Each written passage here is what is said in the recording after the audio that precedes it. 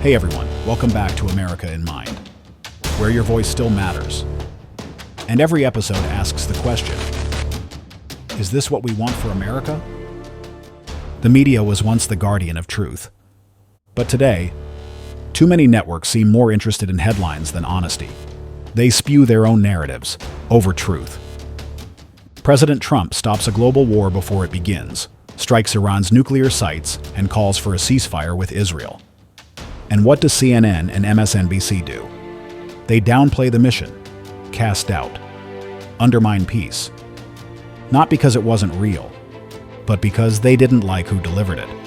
So I ask you, if the media can't support America or our president when it avoids a potential war, then whose side are they really on?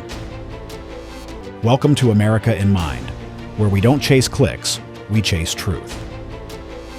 We have a lot to get into, so let's dive in. Once the media held the powerful accountable. They asked hard questions. They stood for the truth, even when it wasn't popular, even when it made people uncomfortable. Journalists risked careers and reputation for the truth. To uncover corruption, to expose lies, to protect democracy, not distort it. But somewhere along the way, that changed. The evening news became a narrative machine. Anchors became actors. And truth. It took a back seat to ratings and political theater. This week, President Trump authorized a bold and targeted strike on Iran's nuclear facilities. Not to provoke, not to escalate, but to stop a war before it started. Military analysts feared Iran was weeks, maybe days, away from full nuclear capability. The intelligence was clear. The threat was real. The operation was precise. It dismantled key sites. It avoided civilian casualties. And it sent a message, without plunging us into another endless war. Iran backed down. Israel stood down, both at Trump's request. And America? We all breathed a sigh of relief. And for the first time in a long time, the world stepped back from the edge. A potential world war averted. You'd think that would be front-page news, a cause for cautious relief, maybe even unity. But instead, we got something else entirely. CNN said, the strike was less successful than claimed. US military's attack on Iranian nuclear sites. CNN claimed White House sources told them Iran's nuclear facilities were not completely destroyed, as Trump declared, and that Iran's nuclear program was only set back a few months after the strikes. This is CNN Breaking News.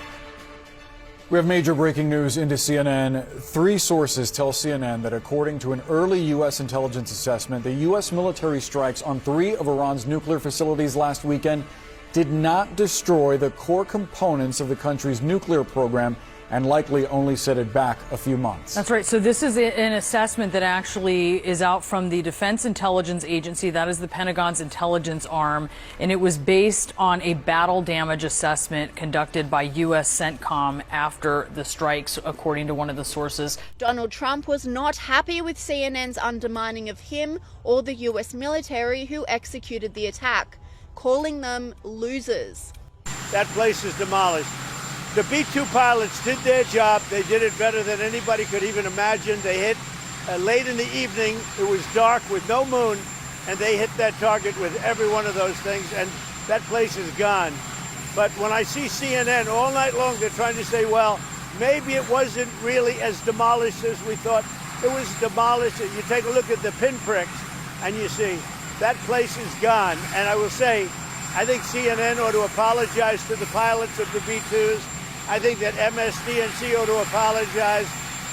I think these guys really, these networks and these cable networks are real losers. You really are. You're real losers. MSNBC warned it could further inflame tensions. The headlines weren't relief. They were resentment. No praise for the peace that followed. No recognition that Iran called for a ceasefire. No credit given where it was due. Just doubt, deflection, division. And it makes you wonder, what happened to journalism that sought truth before agenda? What happened to reporters who told us what happened, not what to think about it? Because this isn't just a story about Trump. It's not about red states or blue states. It's about whether we, as a nation, still care about truth. Because if the media can't acknowledge when America does something right, if they can't support peace because it came from the wrong president, then we have to ask ourselves, whose side are they really on?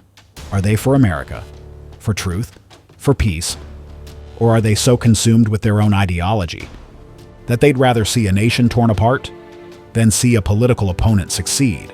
That's not journalism. That's propaganda. That's a globalist narrative. This used to be the country where facts mattered, where people could disagree, but still seek the truth together. Now, it seems some outlets are more interested in pushing division than in forming a free people. They don't want you to think for yourself. They want to think for you. And when that becomes the norm, freedom itself is in danger. Because this isn't about Trump. It should never be a conservative or liberal issue. It's not about one strike, one war, or one channel. It's about whether we still value truth. It's about whether we still believe in honest reporting, and whether we hold the media to the same standards we once held our leaders. Because when the media only tells their version of the truth, the people must step back and question the news media's motives. So, let me ask you this. Do you think the media should be held accountable when they downplay success simply because they don't like who achieved it? If avoiding a world war isn't worth honest coverage, what does that say about the state of journalism today? In your opinion, whose side is the mainstream media really on? The American people or their own political agenda? Drop a comment below and let's keep this conversation going.